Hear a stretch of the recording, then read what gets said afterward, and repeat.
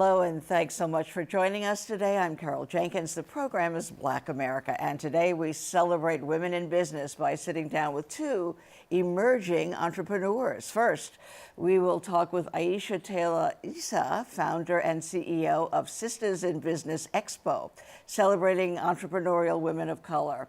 And later we'll be joined by Francesca Chaney, founder of Soul Sips, a vegan restaurant located in Brooklyn. Aisha, welcome. Thanks so much for being with us. Thank you so much for having me. It's all business all the time, all women today in the show. Yes, right? yes, it's a beautiful thing. Right, right. So you have the expo that you, it's a traveling expo that you, that's going to open in Newark on April 13th. Talk with us a little bit about. Sure. So the Sistahs in Business Expo is the country's only multi-city small business expo with a specific focus on entrepreneurial women of color. Really? Yeah, this is actually our second year. Thank you for doing it. So thank you. So we launched last year with our first tour in 2018 and went to 4 cities, Newark, New Jersey, Philadelphia, Columbia, South Carolina, and Atlanta, Georgia. And so this year we're returning to those same cities and we're kicking it off in April in Newark. Wow, and you were telling me before we started taping that you have 100 vendors, 100 people who have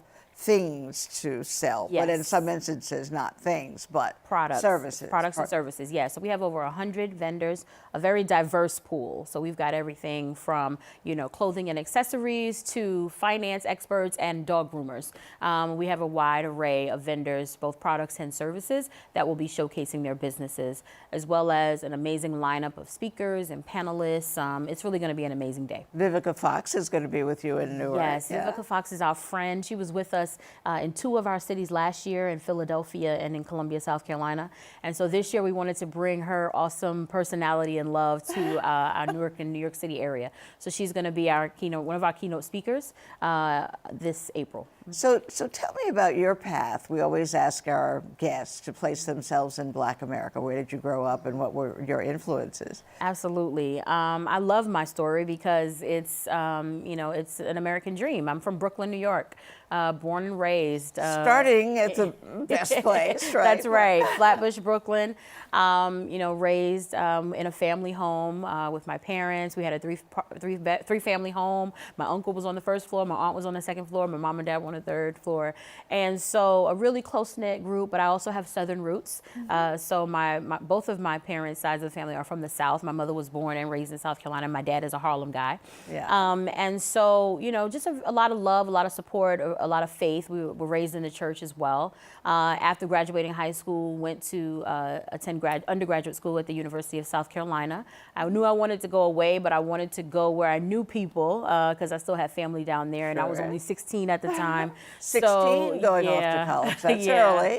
Yeah, it was early. So so I went and did undergrad there, came back to New York. Everyone couldn't believe I came back because most of my family had started the Great Migration to Atlanta. So I was the only one who came back home to New York. And then started my careers, plural. Right, because careers, plural. You worked for the City of New York? Yes, I worked for the City of New York for a little over 14 years with different agencies. My last role was with Children's Services as the Executive Director for Child Care, where I managed the field offices providing child care for low-income working families. Right, so this was a big switch, you know, to suddenly decide you're going to go into business, about business. Right. So I've always been an entrepreneur. Even while I was working for the City of New York, my sister and I co-own a career consulting firm called Tailor Made, professional career consulting, where we provide resume writing, interview training, and recruiting services for small businesses as well. And so, you know, once I left the City of New York, I knew I wanted to focus more so on my entrepreneurial endeavors as well as my ministry. I'm also an ordained minister. And so, so you can bless the businesses as well. Absolutely. Give them some skills. Yeah, and that's actually one of the things that we just launched last month is something called the Sistahs in Business Prayercast. So it's like a live podcast where we pray. We pray over our businesses because you can grind and hustle all day, but you need a power greater than you to really succeed. And so that's one of the things that we do. That is for sure. So in your time with this, and working with these vendors, people who want to be successful in business, what is money still the biggest challenge? venture capital? Yeah, it's definitely one, particularly for women of color. We are the largest growing demographic of entrepreneurs, but we're the least earning. And that is because of a lack of access to resources and capital and investments and just wise business advice and practices. So we definitely try to provide those resources for our vendors and for our network of business owners who want to know what is out there for them and who are looking for opportunities where they can grow their business. Right. So the failure rate for anybody doing a business is huge. Yeah. You know. So how do you deal with that? You must have had vendors who came through and thought they had a great idea, a good sell, and didn't make it. Yeah, and it's a lot of times it's about trial and error, but also about not giving up. I think there are certainly times when some people quit too soon. And then there are other times when people don't know that it's time to quit and maybe try something different. We kind of have to be willing to let the market and let our audience teach us what they need and what they're looking for, and be willing to do the work. And that's part of the problem also. A lot of people just don't want to do the work. They think that entrepreneurship is easy or that it comes, by osmosis, but it really is a lot of work. And what about technology, future technology? Are we as Black women into that as much as we need to be on the business side, creating businesses? I mean, I think there's definitely been some advances in the last several years, but we definitely can become more. You're starting to see a lot more women of color in Silicon Valley in tech spaces. A lot of venture capitalists are becoming women of color. And so there are definitely some opportunities for growth, but you're starting to see more representation. And that's what we really need, representation across the board on both sides of the spectrum, as those who are supporting businesses and as those who are creating them. So your expo, how does one become a vendor for you and traveling to these great cities with Vivica Fox? So, we try to make our process very simple. One of our taglines is that we're an affordable and accessible opportunity for women of color. So our website is our main hub where any interested person can go to and find all of the resources that they need, all the information that they need on how to become a part of one of our experiences. Our website is also created and run by a woman of color. Shout out to Jackie Stallworth of 1030 Designs. Right. She has been with us since day one, and she makes sure that our information is clear and concise and that people get the information that they need. So, anyone who's interested could just go to the website, choose the city that they're interested in, check out the vendor process. You can also get tickets to the event on our website. All the information is there. And you were saying that the fees are low. Usually it's $1,500, $2,000 and up, right? For other similar types of events. That's one thing when God gave me this vision is He wanted me to create an opportunity that was more affordable for your average micro to small business owner. Because so many expos and conferences, conventions, things like this, to become a vendor, the average fee is like $1,500 to $2,000. Sure. And while that works for some, for your average micro to small business owner who's just starting out or just trying to grow their business, they don't have that type of capital on hand to put into an event like that. And so we wanted to create a high quality experience, but at a lower rate, so that more businesses would be able to participate. And it's worked. Right. And what cities this year? Yeah, so we're going back to Newark, New Jersey on April 13th. We'll be in Philadelphia on July 13th, Columbia, South Carolina on August 10th, and Atlanta, Georgia on September 7th. Wow. So, and all that information is up on your... up on the website. Up on your website. And of course our social media pages as well. But as we learned recently, you can't always depend on social media because sometimes they fail us. So we try to keep our website fully stocked and loaded. Great, great. One of the questions we always ask our guest is to finish the statement, the power, the strength of Black America lies in. How do you perceive that, our real power? You see a lot of it as you're traveling through the cities and people determined to make a go of it. Yeah, I think the power and the strength of Black America lies in our realization of how important it is to support one another. We can achieve so much more when we work together, when we stick together, when we support one another. There's another group that that's like a sister organization to us called the Village Market in Atlanta, and their slogan is "Support is a verb." Right, and it is, right, that you have to do something in order to show your support. You can't just say it.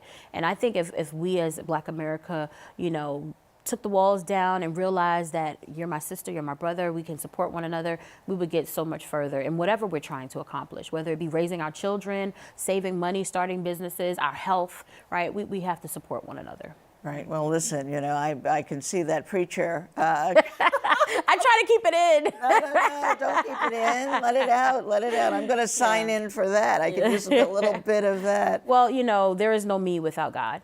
And there is no Sistahs in Business, no tailor-made career consulting. Nothing in my life is possible without God. It's all because of God. My first calling is to be a minister. I'm grateful for the opportunities that I have. I started at the Salem Missionary Baptist Church in Brooklyn, New York, where I was there for over 12 years. And then almost 5 years now, I've been at the St. Luke Baptist Church in Paterson, New Jersey, where I serve as the associate pastor for children, youth, and young adults. So I'm blessed to be able to serve. I have a calling for young people, a calling for women, and just really want people to know that there's hope. You know, regardless of what our situation is, if God has given you something to do, you can do it. And you just got to trust, and you got to take the first step, and he'll carry you the rest of the way. Oh, well, thank you so much for being with us today. You're terrific. Thank you. Know, I love that. I love your spirit and Thank your you. hair. Thank you. Thank you. Be sure to visit sistasinbusinessexpo.com to find out where you can attend the expo or how to become a vendor. And again, thank you so much. Thank Delightful. you for having me. Up next, Francesca Chaney, a 22-year-old business owner in Brooklyn, New York, of course. We'll see her next. Thank you.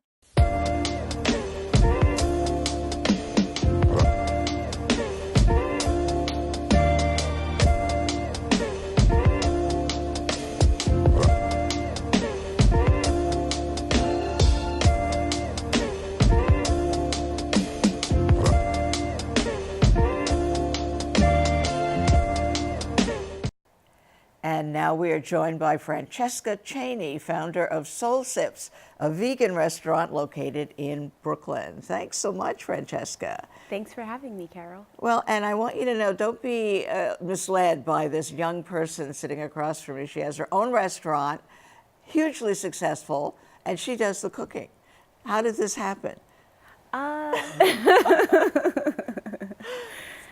So Soul Sips emerged, and it's become something that it got bigger than me. And it started in my kitchen, simple cooking for family and friends. I've always been in the kitchen growing up.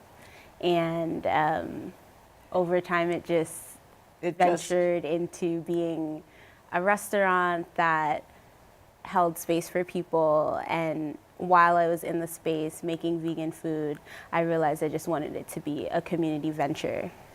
So you wanted the community, you wanted to feed the community, but you wanted to feed them healthily, Yes. you know, and so and it's thriving in Brooklyn. People have taken to it. They're not eating hot dogs anymore, right? Yeah, it's really beautiful to see. Just, I'd say, well, people call the restaurant successful, and for me personally, I still believe that there's a lot of room to grow into that success because we're still very young.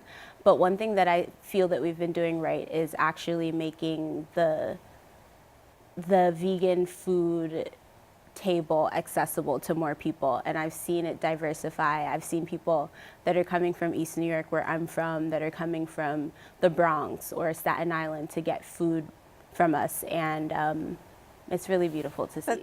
And I understand that when you first opened, you did it as a pay what you wish or can. So we do a sliding scale brunch every week, and we do that on Saturday, and we've recently introduced Tuesdays as well.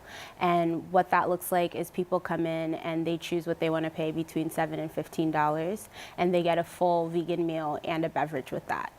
So people sitting side by side could be paying either 7 or 15 or 10 or 8, yeah, like for the very same thing. For the very same thing. And it's a conversation about equity because we're in Bushwick, and Bushwick is a nuanced neighborhood because there's people that have been living there for years, and then there's the crowd of people that are gentrifying the neighborhood. And having a vegan spot, because of the stigmas that are associated with healthy food, automatically people just thought, okay, like this space is coming to gentrify the neighborhood. And I had to hold myself accountable for that because I'm not from that space, and I'm not coming with that entitlement to the neighborhood. Right. That is fantastic. Now, you are in college. Yes. You're 22. You have this thriving restaurant. I was telling you that I was in Houston recently, and there's a Black-owned vegan restaurant that is the talk of the town. The line is out the door. Same thing for you. To what do you ascribe this newfound success and interest in vegan food? I would say that Black people just do vegan food differently. Yeah, tell me again what the hot item on your menu is.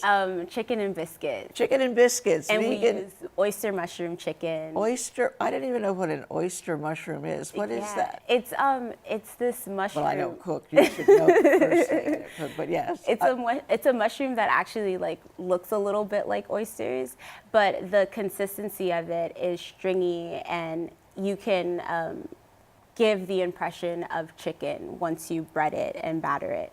So we use a gluten-free garbanzo bean batter, and it's also alkaline as well. And I'm just like taking the idea of fried chicken, which I've seen in my grandmother's kitchen, who's from Alabama, and putting that into my vegan cuisine. Yeah, I love the phrase, the impression of chicken. Yeah. And you're also doing the impression of what, beef patties too? Yeah. That are very hot? They're very hot. Yeah, so once the patties are there, they don't stay for long. We actually probably have to get like a bigger space just to hold the patties because they're very, very popular. We have lentil, split pea, and kale. Oh my gosh, my God. And you're just back from Europe where you say that Black restaurants are thriving all over. Yeah. Tell us a little bit about that trip. What was is it a fact-finding trip or? Yeah, so I just decided I needed some time because I'd been in the space. I'm usually there for 13 hours a day, and just like, you know, from opening till closing, except for Saturdays. I have the day off on Saturdays. So I said I want to just explore, and I want to be able to bring new information into the space when I get back. And I got to visit a couple Black-owned restaurants in Amsterdam and also in Belgium, and all of them have Michelin stars and just like very well reviewed and highly rated restaurants. And it's really beautiful to see how we're thriving across countries and across the world. So are you majoring in business? I'm actually majoring in anthropology. Is that the next career? So, after you open your chain of restaurants? Well, anthropology for me is more so about getting to relate to other people and being able to just come from a non-biased space. And I believe that I'm able to create that in the restaurant. And a lot of people do say that they feel welcome. And it's from that background of understanding that we're all just looking for one common purpose in life, and we're all just trying to connect. So the space is about food, but it's about connection. Incredible. Now, you were just recently on Rachel Ray's show. You're like a hot chef now, right? You know, I wouldn't say that. I don't necessarily consider myself a chef. I consider myself a person that curates feel-good food for the body and feel-good experiences for our spirit. So you're curating. Yes. What did you curate for Rachel when you were on the show? I didn't cook on the show, but they came into the restaurant and I cooked there. So I made my avocado mushroom melt, which is very popular. That was the most popular before the chicken and biscuits came to the menu. Right. Yes, so I did that, and that was really fun. They're great over there. And so this benefit to health, I mean, do you talk about that, or is that just in the atmosphere that we're in a space where we're going to be good to ourselves? It's in the atmosphere, and my customers know that they can come to me for anything regarding how we can better take care of our bodies. So sometimes it'll be about ordering the food, but then it'll turn into a conversation about what can I use so that I'm able to have more energy. So automatically I have sea moss. I'll suggest them either getting a smoothie for them that has sea moss in it, or I'll tell them where to buy it. And that's the general that's the culture at Soul Sips. Sure, and you're doing classes working with a hospital in? Yes, so we have a partnership with Kingsbrook Hospital, and we do programming around healthy food. So sometimes it's cooking classes, and this upcoming summer we're going to be doing some, it's like a demo / workshop for a festival that they're having there. That's pretty tremendous. You know, we just had in the earlier part of the show, Aisha, who was talking about building businesses. The restaurant business is so hard, you know? Yeah, it's well, when I actually found out that it's one of the most hardest businesses in New York. Like a day before I opened, someone said, The day before you opened, yeah, you discovered this? yeah, You someone were brave, was like, so that's why you were so brave. Yeah. Oh, I'm gonna do this. Yeah, someone I know was like, you know that like a restaurant, like that's one of the most difficult fields, and I'm like, cool. Yeah. Grand opening is tomorrow, so let's jump into it. Yeah. So we interviewed Carla Hall here recently. I saw. Very successful, and she tried to did open a restaurant, Yes. and that did, you know, she talks about it openly as, you know, it's the hardest thing to do and sustain. Mm-hmm.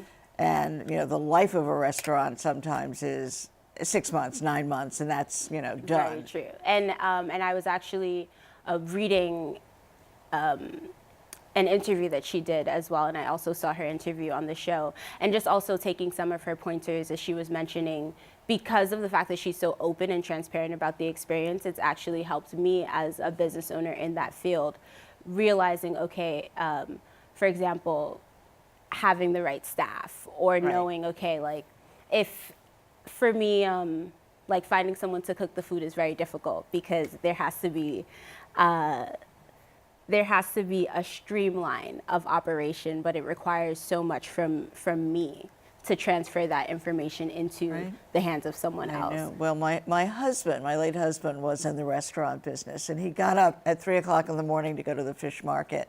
I mean, now, do you do the buying as well as Yeah. So it's very like everything is handcrafted and everything is fresh. So during the day, we're cooking the food constantly. It's not like we don't have a big space to have like food just prepped for days. So we do, like I'm looking at making fresh tamarind sauce at the beginning of the day. I'm looking at also making the fresh raspberry jam for the chicken and biscuits at the beginning of the day. Mm-hmm. So everything is very hands-on, and it's tedious, but it also teaches a lot about discipline. Mm-hmm. And it also teaches a lot about diligence and persistence and also consistency. So will you teach this cooking to others? Is that part of your future plan? Yes, it is a part of my future plan. So I do happen to have a really great chef that's there on Fridays and Saturdays. The days that you're not working. The days that I'm not working. And so I hope to be able to duplicate the dynamic that we've built into the hands of another chef that is interested. For now, I don't mind being in the space for long amounts of time, only because it allows me to just tighten and fine-tune everything before bringing in a staff where I can step away. Right. And how do you balance that with going to school in this anthropology world? So I actually took a semester off. All right. You're human. I'm human. Very much so, yes. And I realized that the path is going to be nonlinear for me. At the same time, I've also come to realize that being a full-time student is unrealistic while being a full-time business owner. So part-time classes are what I'm looking into for next semester. That is fantastic. Congratulations. You're doing a tremendous job. I'll be there soon. I only regret that I didn't get there before this interview so I can tell you to bring me some impression of chicken. We always ask our guests as we're closing the strength, the power of Black America, to finish that statement. How do you think of that? The strength, the power of Black America is in our resilience and in our formula. We just have like this formula to make anything flourish, even in the midst of oppression. Well, you certainly do. We'll be taking lessons from you. Thank you so much, Francesca Chaney, for being with us. And for everybody out there, if you're in the New York area, make sure you head to Brooklyn. What's the exact address? It's 203 Wilson Avenue, Brooklyn, New York. All right, okay. And visit Soul Sips. I'm Carol Jenkins. The program is Black America, and we will see you the next time. Thanks for being with us, and thank you. Thank you. Wonderful.